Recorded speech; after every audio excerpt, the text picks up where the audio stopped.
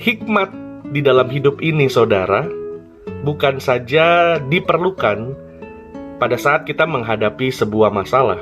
Hikmat yang dari Tuhan bukan saja diperlukan pada saat kita sedang mengalami pergumulan yang berat.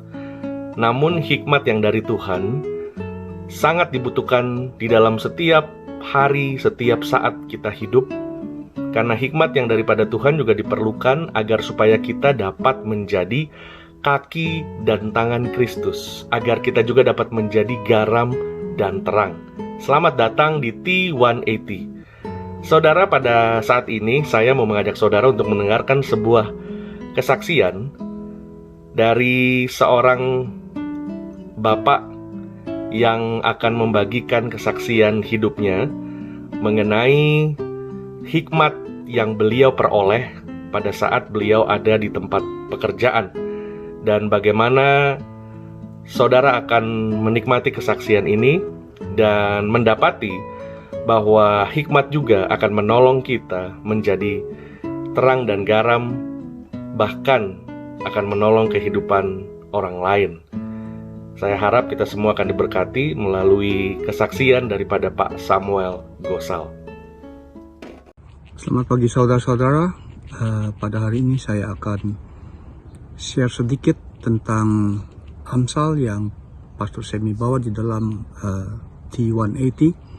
Kalau kita dengar tentang Amsal, biasanya itu adalah sharing atau tulisan-tulisan dari Raja Solomon yang biasanya berupa hikmat. Pada hari ini saya akan share sedikit tentang pengalaman saya dengan hikmat yang diberikan oleh Tuhan. Kira-kira 10 tahun yang lalu saya waktu bekerja sebagai manajer di satu departemen, saya harus do hiring untuk pegawai saya, dan dari begitu banyak orang akhirnya saya seleksi sekitar 5 atau 6 orang yang harus saya pilih. Dan singkat cerita, salah satu dari 6 orang itu adalah satu orang hitam yang bernama Morris yang pernah masuk penjara selama 3 tahun. Dan saya hire orang itu sampai bos saya sendiri tanya, "Sam, are you sure that you're going to hire this person?" Dan jawaban saya, yes. Reason atau sebabnya saya hire orang ini karena saya lihat di dalam application itu, dia itu di-convicted selama 3 tahun tetapi dikeluarkan setelah sekitar 1,5 tahun karena berkelakuan baik. Kalimat berkelakuan baik itu yang membuat saya tertarik untuk meng-hire dia. Dan di dalam perusahaan yang saya bekerja itu biasanya pegawai akan dicoba selama 3 bulan atau yang namanya probation. Dan di dalam probation itu Morris berhasil memperlihatkan kepada saya bahwa dia adalah pekerja yang baik.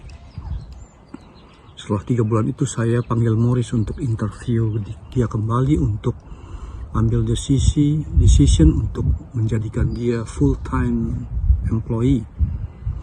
Waktu saya bilang, Morris, saya dengan hari ini akan menjadikan kamu full-time employee, saya bisa melihat bagaimana terharu, sukacita ada di dalam raut mukanya gitu. Tapi dia malah yang membuat saya terharu dengan kata-kata yang dia keluarkan pada saat itu. Dia bilang, "Sam, saya telah mencoba melamar di mana-mana dan kamu satu-satunya orang yang memberikan saya kesempatan untuk membuktikan bahwa saya adalah pekerja yang baik atau sebagai manusia yang normal seperti kita semua. Dan saya berterima kasih kepada Tuhan karena Tuhan memberikan saya hikmat untuk meng-hire orang ini." Dan di dalam beberapa tahun bekerja dengan Morris, saya pernah bercerita atau bermongkok bersama dia, dan saya find out kalau cita-citanya itu membuka restoran.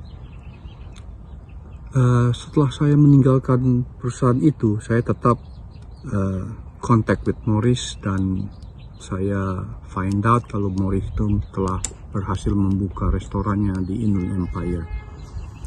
Dan saya berdoa supaya restoran yang dia buka itu tetap bertahan sampai sekarang, karena saya tahu di dalam tahun 2020 ini banyak restoran-restoran yang tutup.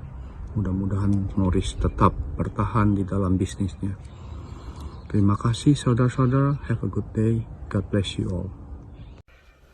Setelah kita mendengarkan kesaksian yang luar biasa ini saudara, saya membacakan Amsal pasal 19.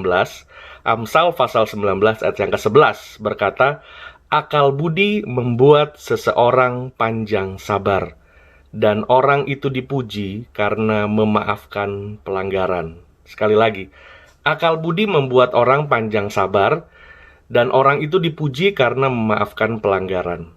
Sekali lagi saudara, hikmat yang dari Tuhan bukan hanya menolong kita menghadapi dan menyelesaikan masalah dalam hidup, tetapi hikmat yang dari Tuhan kita perlukan supaya kita bisa dipakai Tuhan dimanapun kita berada, supaya kita boleh sensitif dengan Roh Kudus yang sedang mau memberkati orang lain, menolong orang lain melalui hidup kita, melalui sikap, keputusan, dan tindakan di dalam hidup kita. Biarlah kesaksian ini menjadi berkat bagi saudara semua. Dan ingat, Tuhan adalah Tuhan dari second chances, ribuan dari second chances. Tuhan memaafkan dan tidak melihat lagi dosa kesalahan kita, karena Dia melihat Yesus Kristus yang sudah mati dan bangkit bagi kita, memberikan kasih karunia, yaitu keselamatan di dalam hidup kita. Dan darah Yesus sudah tercurah di dalam hidup kita. Karena itu, seperti Tuhan berkata, sejauh timur dari langit, demikian kasih dan kemurahan Tuhan. Tidak lagi Dia pandang hina, tetapi Dia melihat pengorbanan Kristus di dalam hidup kita. Tuhan Yesus memberkati kita semua. Haleluya.